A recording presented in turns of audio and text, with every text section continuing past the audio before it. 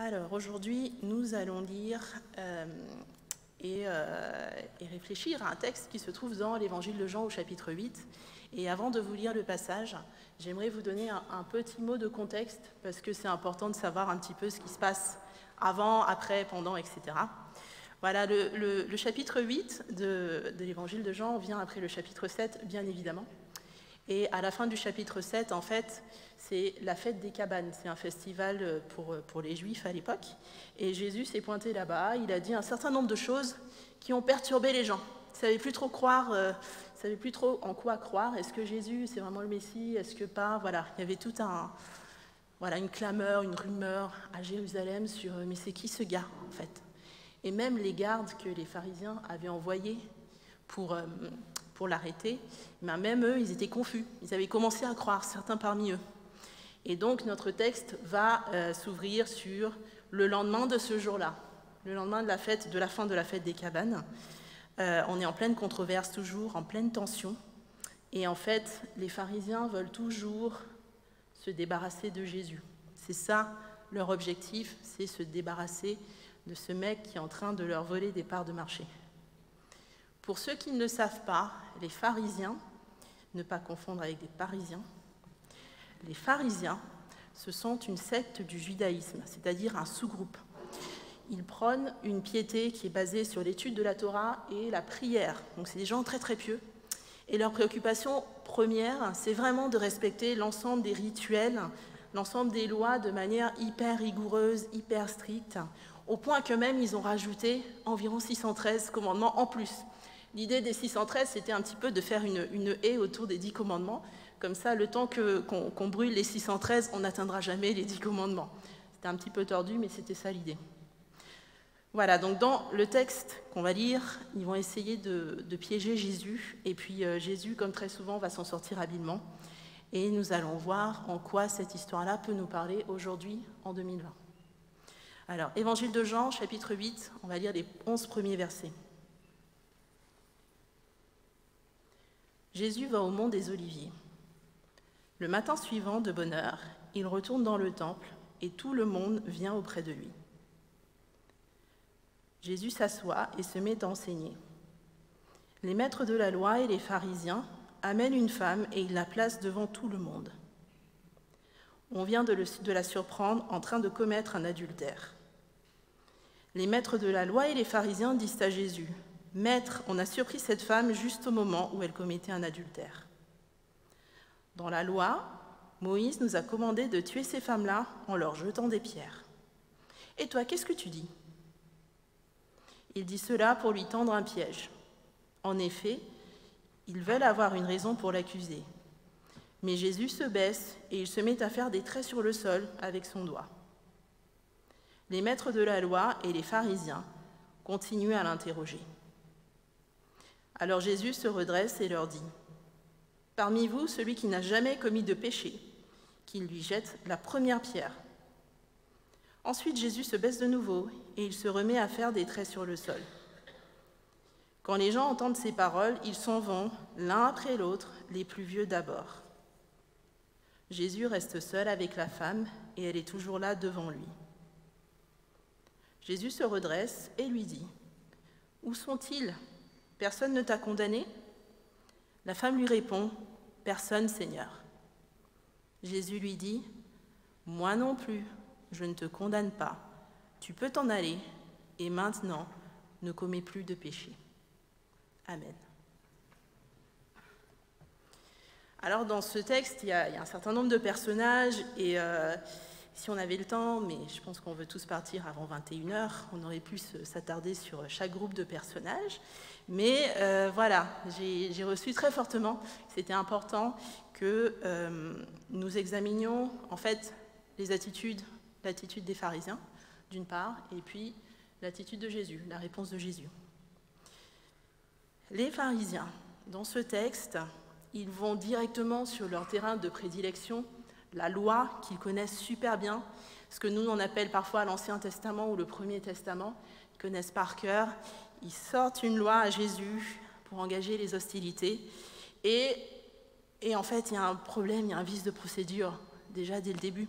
Parce que la loi à laquelle ils font référence, se trouve en Lévitique 20 au verset 10, qui dit ceci: « Si un homme commet un adultère avec une femme mariée, s'il commet l'adultère avec la femme de son prochain, cet homme adultère et la femme adultère seront mis à mort. » Bon, ils ont amené la femme adultère, mais je crois qu'il manque quelqu'un.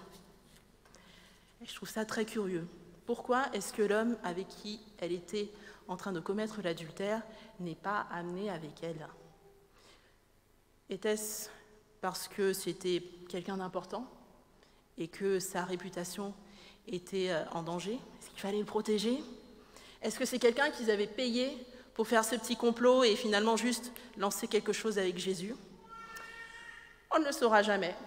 Mais tout ce que je comprends là, c'est qu'en fait, le sujet, c'est pas tant la loi ou le péché que cette femme a commis, mais c'est vraiment de piéger Jésus. Et dans leur tentative de piéger Jésus, je trouve qu'ils ont été un petit peu légers et ils l'ont beaucoup sous-estimé. À partir de leur interprétation et leur application partielle de la loi, ils jugent que cette femme est coupable et qu'elle doit être lapidée. C'est ce qui est prévu dans la loi.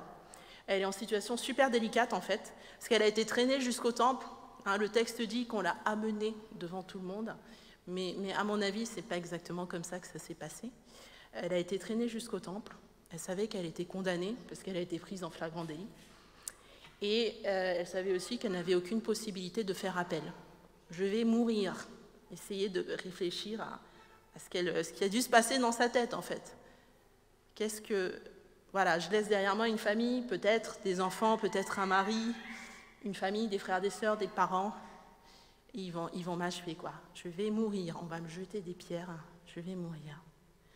À l'époque, les pharisiens avaient tendance à mépriser et à condamner les personnes qui s'y connaissaient beaucoup moins bien qu'eux, qui n'avaient pas le même style de vie qu'eux, qui ne maîtrisaient pas aussi bien les préceptes de la Torah et qui du coup se retrouvaient souvent dans la panade, en pleine transgression.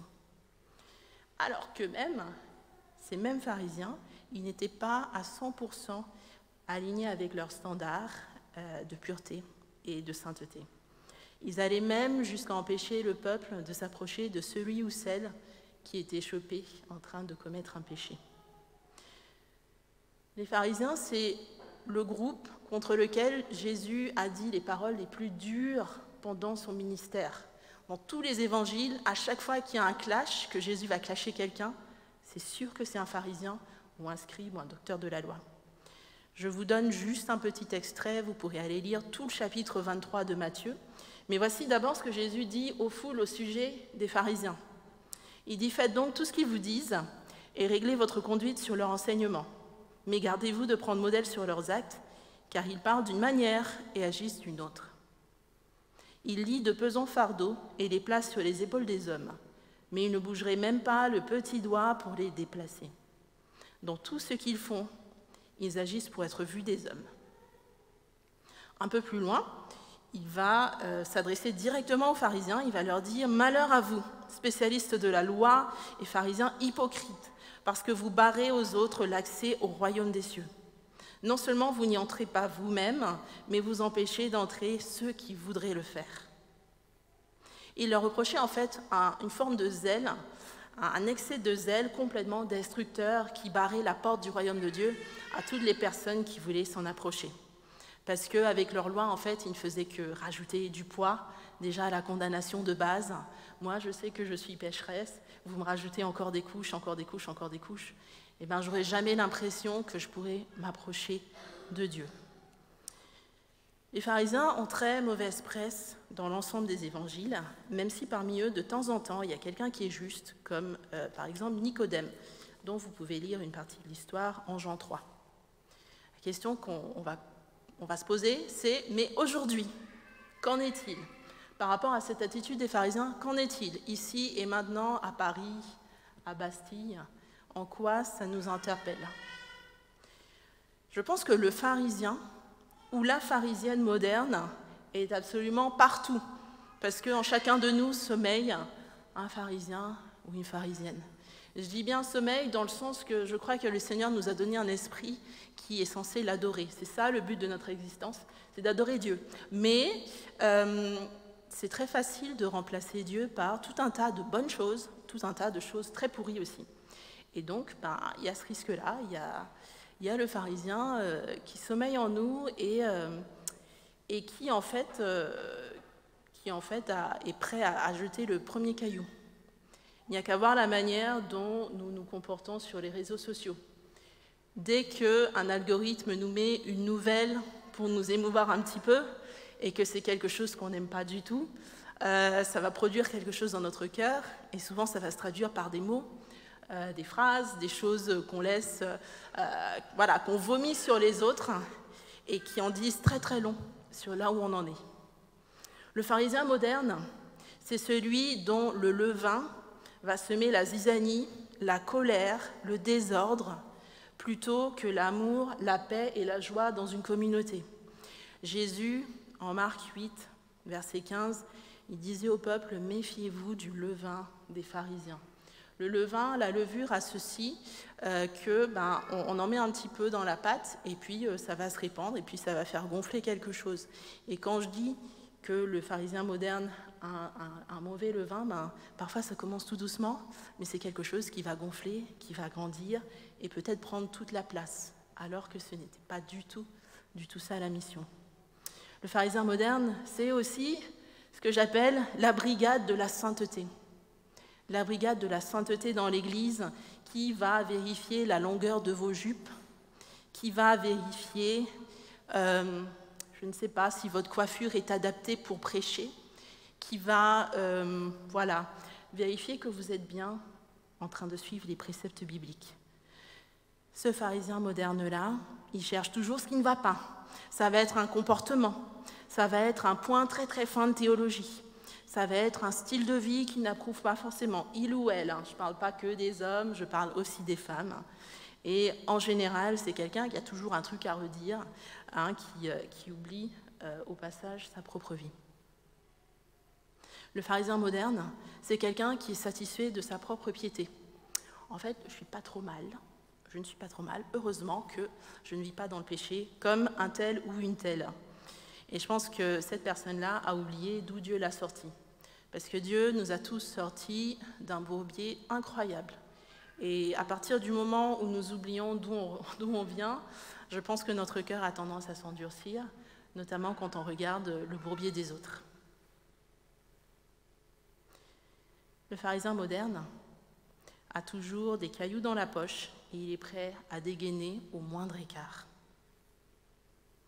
La religiosité, qui est un produit du jugement, c'est un peu comme des mauvaises herbes en fait. J'ai fait du jardinage aujourd'hui, c'est pas mon activité préférée, mais bon voilà, il faut s'occuper des mauvaises herbes. Et les mauvaises herbes en fait, elles grandissent silencieusement et on va les arracher dès qu'on a le dos tourné. Ah, elles sont de retour. Et la religiosité, c'est exactement comme ça que ça fonctionne. Ça vient, ça grandit, ça finit parfois par étouffer ou asphyxier la vie qui est à côté, la vie de Dieu qui peut être en nous ou autour de nous. Et si on ne fait pas gaffe, elle va revenir sans crier gare. Peut-être que c'est un petit peu abstrait, ce que je raconte, la religiosité, le jugement, etc. Mais je vais vous donner quelques exemples, savamment choisis, sur ce à quoi ça ressemble, la religiosité. Parfois, c'est juste un regard. Vous arrivez à un endroit et puis, c'est juste un regard. Parfois, ça va être des phrases. Ça va être « Ah, mais t'as vu comment elle est habillée, la sœur, aujourd'hui ?» Voilà. « Mais eux, là-bas, ils se tiennent la main, mais ils ne sont pas mariés. » J'exagère volontairement. « Ah bon, mais toi, tu n'es pas baptisé, mais tu es responsable de telle équipe. »« Ah, mais comment ça, tu regardes Game of Thrones ? C'est quoi cette affaire ? Depuis quand les chrétiens regardent ça ? Enfin, voyons. »« Ah bon, toi, tu ne jeûnes pas. Pourtant, Jésus, il dit qu'il faut le faire. » « Et sinon, toi, tu ne trouves pas que lui, là-bas, il est un petit peu religieux ? » Et j'ai pris cette phrase en dernier exprès parce que justement, dans notre quête de se préserver de la religiosité, parfois on va émettre des jugements quand même sur les autres. Évidemment, j'ai volontairement pris des thèmes qui sont un peu controversés, qui gratouillent un petit peu. Ce n'est pas pour défendre un point de vue en particulier, une position en particulier, mais simplement pour dire que si finalement ce qui nous importe c'est la surface, c'est l'extérieur de la vie des gens, c'est l'extérieur de nos vies aussi, on risque d'émettre tout un tas de jugements à l'emporte-pièce et nous placer en position d'être Dieu dans la vie des autres. Et je crois que ça, c'est grave, en fait. De même, si en plus de ça, on murmure nos jugements à qui veut bien l'entendre, c'est sûr que ça va pourrir nos ambiances d'église, nos ambiances même au travail, n'importe où. Peut-être que dans les phrases que j'ai prononcées, vous avez reconnu des personnes que vous connaissez, ou des choses que vous avez entendues, ou des choses que vous avez pensées, je ne sais pas. Mais ce qui est important ce soir, c'est que nous puissions regarder l'état de nos cœurs. Et que nous nous demandions finalement, est-ce que dans une certaine mesure, je serai concernée par ce sujet de la religiosité? Parce que c'est un sujet grave. C'est un sujet grave parce que c'est ce qui a conduit Jésus à la croix. Hein. Ce n'est pas les gens de mauvaise vie qui ont fomenté un complot pour faire mourir Jésus. Ce sont les religieux. Ce ne sont pas les prostituées, les enfants, les orphelins, etc., que Jésus a combattus, les percepteurs d'impôts, etc. Ce sont les religieux. Du coup, je pense que c'est vraiment important qu'on puisse prendre le temps d'examiner nos cœurs et de se poser la question, où est-ce que j'en suis moi par rapport à cette religiosité? À partir du moment où je vais être plus préoccupée par l'apparence, par la surface, par un comportement, que par le cœur de quelqu'un, je suis déjà sur une pente glissante. Ça ne veut pas dire que je suis dedans, mais ça veut dire que je suis sur une pente glissante. Et ça peut commencer par une pensée, par une phrase, comme tout à l'heure, par-ci, par-là. Et puis, tout doucement, ça va construire un système. En fait, le problème, c'est que c'est un système de pensée, d'attitude, un ensemble d'attitudes qui va se construire en nous, à l'intérieur de nous, et qui va nous scléroser spirituellement, et qui va finir par nous séparer de tous ces autres qui ne sont pas comme nous, qui ne sont pas aussi bien que nous. Et je le dis, je suis concernée, nous sommes tous concernés dans la communauté chrétienne en général, et en tant qu'Église dans le monde aussi. Très souvent, on va être séparés, pas pour les bonnes raisons, alors que le Seigneur est venu pour rétablir la relation. Le système religieux qui s'installe en nous, c'est un système qui, en plus, va nourrir notre orgueil. Or, plus on nourrit l'orgueil, plus il grandit. Et qu'est-ce qui se passe quand on a un orgueil énorme? Les Écritures, dans Jacques 4, on nous dit que Dieu s'oppose à l'orgueilleux, mais il fait grâce aux humbles. Et je crois que vivre une vie où nous avons Dieu comme opposant, ça doit être très compliqué. Alors comment je fais? C'est quoi l'antidote? Comment je fais pour m'en sortir? Comment je fais pour être vigilant ou vigilante par rapport à ça? Alors la première chose, si je suis convaincue que j'ai eu une attitude religieuse jusqu'à aujourd'hui, la première chose, c'est la repentance. La repentance envers Dieu, d'abord, mais aussi envers tous ceux et celles que nous aurions blessés par notre attitude, par nos paroles, par nos jugements religieux. Et ça va bien au-delà que dire « je suis désolée, je ne savais pas ». C'est vraiment un désir de changer profondément, en sachant qu'on a blessé quelqu'un d'autre et qu'on a blessé le cœur de Dieu. Et parfois même, je pense que la personne qu'on a blessée, c'est nous-mêmes. Souvent, on émet des jugements sur nous-mêmes et ça nous bloque. On ne peut plus avancer parce que « je ne suis pas assez comme ci, assez comme ça, je ne suis pas assez saint, etc. etc. » Et moi-même, je vais me bloquer dans quelque chose, alors que peut-être ce n'était pas du tout l'intention de Dieu pour moi. La deuxième chose, hormis la repentance, je pense, et je l'ai dit tout à l'heure, c'est se souvenir de ce que Dieu a déjà fait pour moi, se souvenir d'où je viens en fait, se souvenir de sa miséricorde envers moi, parce que ça me maintiendra dans la reconnaissance et ça me permettra de faire preuve de miséricorde pour les autres. Dans 1 Timothée 1, au verset 15, voici ce que Paul dit. Ouais, voilà. Il dit « La parole que voici est certaine, elle mérite d'être reçue sans réserve. Jésus-Christ est venu dans le monde pour sauver des pécheurs. Je suis pour ma part l'exemple type d'entre eux. » Je pense que si chacun de nous se lève demain et se dit « moi, je suis un exemple type de pécheur », eh bien, on sera beaucoup plus détendu dans la journée quand on rencontrera d'autres pécheurs. On sera beaucoup plus détendu.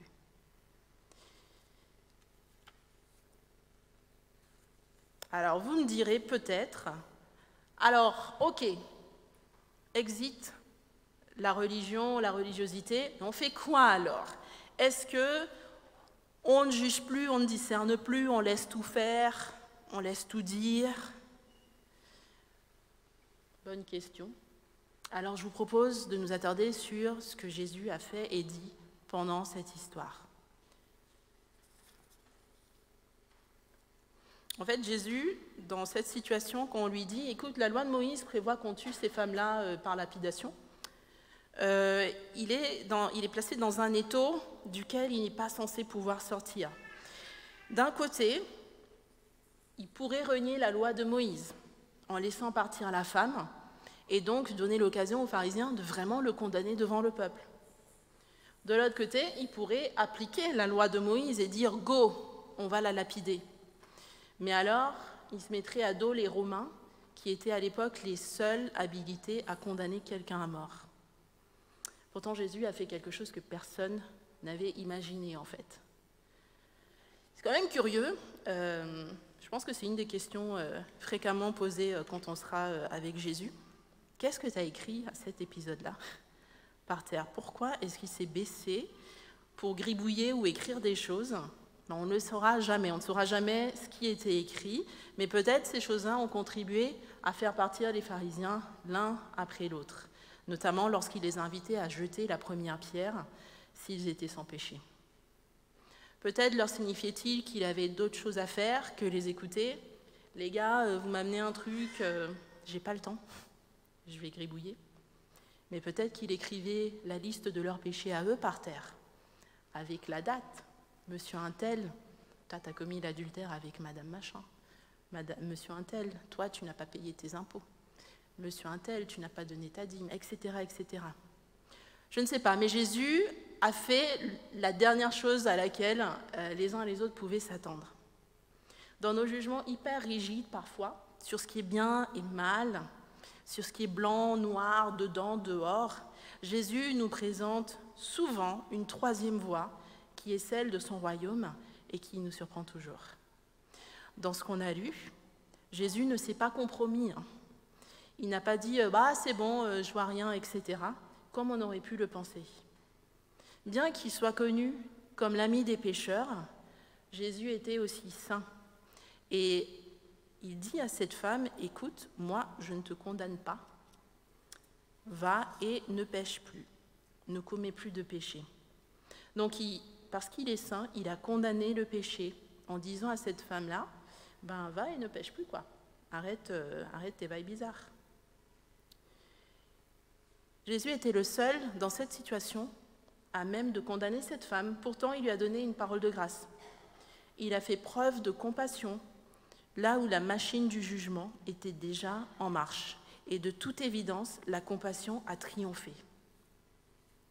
La raison pour laquelle Jésus n'a pas envoyé cette femme à la lapidation, c'est parce que Jésus était venu pour donner sa vie en rançon pour elle, pour que la condamnation qui allait être la sienne, pour qu'elle retombe sur Jésus et qu'il puisse lui dire « vas-y, tu peux partir, moi je ne te condamne pas, tu peux partir, mais va et ne pêche plus. » À la croix, il allait recevoir la condamnation qu'elle méritait, et c'est pour ça qu'il pouvait la laisser aller.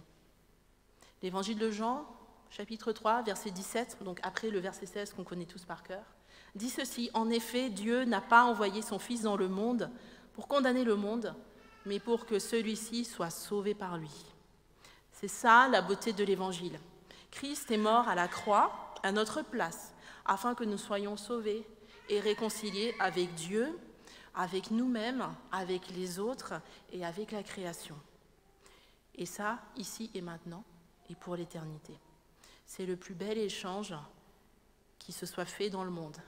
Et c'est un échange qui n'a pas nécessité de transactions économiques, comme bien souvent dans notre société. Que dire pour nous aujourd'hui, en 2020, de l'attitude de Jésus? Qu'est-ce que je peux retirer de ce que j'ai lu dans ce texte? Dans la loi du royaume, ce qu'on appelle les béatitudes, dans Matthieu 5, au verset 7, il nous est dit que nous serons pleinement bénis, pleinement heureux, si nous faisons preuve de compassion, parce que Dieu fera preuve de compassion pour nous. Ce mot compassion, vous pouvez le remplacer par bonté ou par miséricorde, selon les versions de la Bible. Ce sont ces trois mots-là qui sont utilisés. Et ce qui est génial, c'est que ce n'est pas juste une notion du Nouveau Testament. Parce que parfois, on va dire, oui, mais Jésus, il dit plein de trucs cool, mais Dieu, dans l'Ancien Testament, il était tout le temps en colère. En fait, non. Dans le Premier Testament, plusieurs fois, Dieu se révèle en disant ceci sur qui il est. L'Éternel est un Dieu plein de compassion et de grâce, lent à se mettre en colère et riche en amour et en fidélité. Et je crois que Josué a lu ça tout à l'heure dans un psaume. Dieu se révèle très souvent comme celui qui est plein de compassion et de grâce, qui est lent à la colère et riche en bonté. La compassion, donc, c'est un attribut du Dieu de la Bible. Et c'est notre prérogative à tous, en tant qu'enfants de Dieu, fils et filles bien-aimés de Dieu, de manifester cette compassion, cette bonté, cette miséricorde partout où nous allons. Dans un monde toujours plus polarisé, où c'est facile de blacklister quelqu'un dès qu'il dit un mot de travers, ce qu'on appelle cancel culture, pour ceux qui suivent un petit peu les réseaux, où on se dit, telle personne, il est annulé, il est bloqué, il est blacklisté. Dans un monde qui est aussi polarisé, serait-il possible que l'Église montre une autre manière de gérer la relation à l'autre?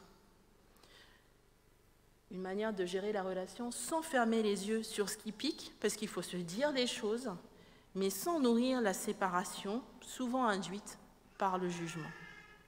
Comment faisons-nous pour sortir de la dialectique de nous contre eux? Parce que moi, c'est ce que j'entends. Dans la société aujourd'hui, c'est très souvent nous contre eux ou eux contre nous, mais chacun campe de son côté, en fait, on ne se parle plus. Comment est-ce qu'on peut sortir de ça? Eh bien, je pense que la première étape, c'est de reconnaître qu'en fait, nous sommes tous concernés, nous avons tous besoin de la compassion de Dieu. Nous sommes tous comme cette femme qui a été surprise en plein péché, qui aurait dû être lapidée, mais qui a été pardonnée. Absolument tous. Jésus est venu pour tout le monde, pour ceux qui boivent du café, ceux qui boivent du thé. Il est venu pour les républicains et les démocrates. Il est venu pour les blancs et pour les noirs, pour les hommes, pour les femmes, pour ceux qui ont des iPhones, je ne sais pas trop, pour ceux qui ont des Android, etc., etc. Simplement, l'idée, c'est qu'il n'y a pas de eux contre nous. Il y a nous face à Dieu, en fait, où est-ce qu'on en est? Et comment est-ce qu'en cherchant Dieu, finalement, on peut se rapprocher les uns des autres, sans gommer nos différences, etc., mais sans non plus se jeter la pierre incessamment. Jésus est venu pour toutes les catégories qui s'opposent. Pour casser cette dialectique du nous contre eux aussi, je pense que c'est peut-être utile de se demander, finalement, est-ce que moi-même j'ai déjà accueilli la compassion et la bonté de Dieu pour ma vie? Ou est-ce qu'à la place, je me sens indigne de la recevoir? Et si aujourd'hui, tu te sens indigne de recevoir la compassion de Dieu, demande-toi qu'est-ce qui t'en empêche. Pourquoi? Parce que Jésus, lui, il a déjà tout fait. Nous ne pouvons pas donner ce que nous n'avons pas reçu. Donc avant de chercher à donner la compassion, poser des actes de compassion envers autrui, nous avons besoin de vivre cela pour nous-mêmes d'abord. Et la vie de cette femme, je pense, après avoir rencontré Jésus et avoir reçu cette parole de grâce, a dû être complètement changée. N'a-t-elle plus jamais péché? Je ne pense pas, parce qu'elle est humaine. Par contre, je suis sûre qu'elle n'a plus jamais été la même. Et c'est parce qu'elle a rencontré la bonté de Dieu qu'elle a changé. Ce n'est pas parce qu'elle était sous le coup des accusations, ce n'est pas parce que, voilà, elle avait la loi qui pesait sur ses épaules que sa vie a changé, c'est parce qu'elle a rencontré la bonté de Dieu. Et c'est ce que Paul nous rappelle dans Romains 2 au verset 4. C'est que c'est la bonté qui mène à la repentance, qui mène au changement. Alors, frères et sœurs, demandons au Saint-Esprit de nous faire expérimenter cette bonté de Dieu dans les zones où nous nous accusons nous-mêmes, en fait, où on croit qu'on n'est pas digne de la recevoir.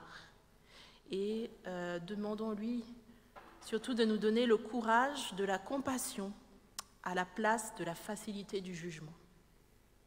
Parce que c'est plus difficile d'être dans une compassion inspirée par l'Esprit de Dieu que dans un jugement qui est basé sur nos émotions, notre intellect ou toute autre faculté pleinement humaine. Donnons à notre monde l'occasion de rencontrer la bonté de Dieu lorsqu'il croise notre chemin. Une bonté et une compassion qui mènent au changement de l'intérieur vers l'extérieur. Pas une bonté qui dégouline de bonnes intentions, comme ça pourrait être aussi le cas ou le risque, mais une bonté qui émane du cœur même de Dieu. Une compassion, une bonté qui vont parler de Jésus, ce Jésus qui nous aime, même quand on est pécheur et peu aimable, ce Jésus qui nous pardonne quand on a commis l'impardonnable et qui nous responsabilise parce qu'il nous fait confiance. En conclusion, nous avons identifié ce soir deux attitudes, deux voies qui sont plutôt opposées. Il y a le jugement qui mène à la division, à la séparation, in fine à la mort, dont nous ne sommes jamais à 100% à l'abri. Je pense qu'il ne suffit pas de prier juste une fois ce soir pour que ce problème soit réglé pour toute notre vie. Mais c'est un problème qui peut être réglé. La deuxième voie, celle de la compassion, c'est celle qui mène au changement et à la vie en Dieu. C'est à cela que nous sommes appelés en tant que peuple de Dieu. Nous sommes appelés à la recevoir et à la propager là où nous allons, conduits par le Saint-Esprit.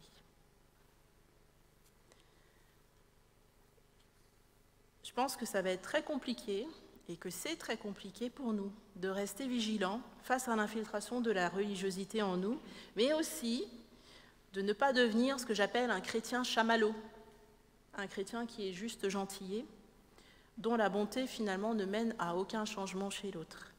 Mais au contraire, elle ouvre la porte à encore plus de laxisme. Et alors comment on fait ? Je pense qu'en nous-mêmes, on n'a absolument pas les ressources pour vivre de la liberté à laquelle Christ nous appelle, mais que c'est par son esprit, c'est par la puissance du Saint-Esprit, seul capable d'accomplir le grand miracle de changer nos cœurs. C'est par sa puissance que nous allons pouvoir être guidés vers la liberté en Christ, en étant préservés du rigorisme religieux et en même temps de toute forme de compromission spirituelle. C'est inspiré par l'Esprit que nous poserons de vrais actes de compassion envers notre prochain, notre frère, notre sœur dans l'Église ou ailleurs. Que notre prière puisse être « Ah, Saint-Esprit, nous avons besoin de toi, toujours plus de toi. » Et alors que nous arrivons à la fin, nous allons prier dans quelques instants et peut-être prendre un peu de temps pour s'examiner avant le chant d'ornement, à la lumière du Saint-Esprit. Voilà, je vous invite à la prière.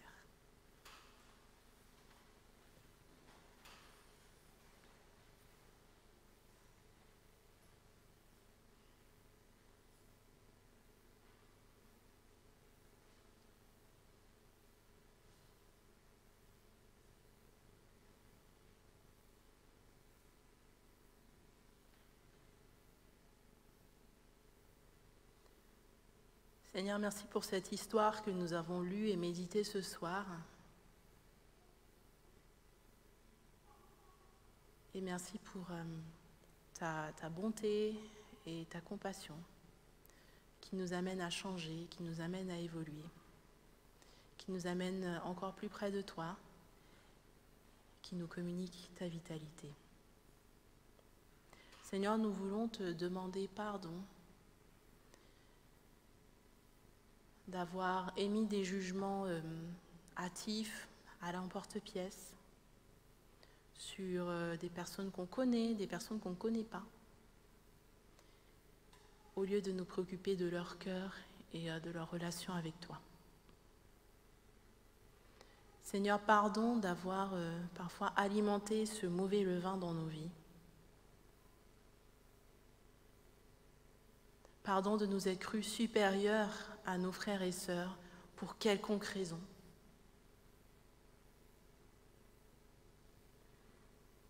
Et pardon, Seigneur, aussi d'avoir été complaisant avec des choses dans nos vies qui ne te sont pas forcément agréables.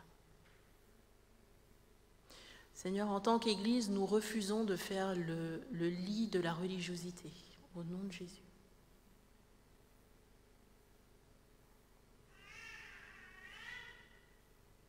Seigneur, nous refusons d'être dans le jugement sur nos propres vies, sur la vie des autres, alors que c'est toi qui es Dieu et que c'est toi seul qui es juge. Seigneur, nous avons besoin de ton Saint-Esprit, pas juste un peu, une fois, mais tous les jours. Et ce soir, je prie que tu déverses ton esprit en nous et que tu viennes balayer ce qui peut rester en nous de religieux, Seigneur, que ce soit un grand territoire ou juste un tout petit bout de notre cœur. Saint-Esprit, viens et balaye la religiosité hors de nos vies, hors de notre Église. Je te le demande au nom de Jésus. Seigneur, je veux proclamer ta compassion sur nos vies, à chacun ta compassion, là où nous nous sommes condamnés nous-mêmes, là où d'autres nous ont condamnés. Seigneur, je proclame ta bonté et je proclame que ton œuvre à la croix nous suffit. Seigneur, viens nous libérer ce soir de ces jugements qui nous ont conduits à des petites morts ou à des morts au sens figuré. Et Seigneur, je viens aussi proclamer ta compassion sur notre Église. Donne-nous de la vivre, de l'expérimenter sans cesse et de nous en rendre compte. Donne-nous un cœur qui est reconnaissant de vivre et d'expérimenter ta bonté et ta miséricorde. Merci Seigneur parce que tu ne nous donnes pas ce qu'on mérite. Seigneur, tu nous fais grâce et tu nous donnes bien au-delà, souvent de ce qu'on imagine qui peut être bon pour nous. Merci pour ta grâce. Merci pour Jésus. Et merci pour ton précieux Saint-Esprit. Amen.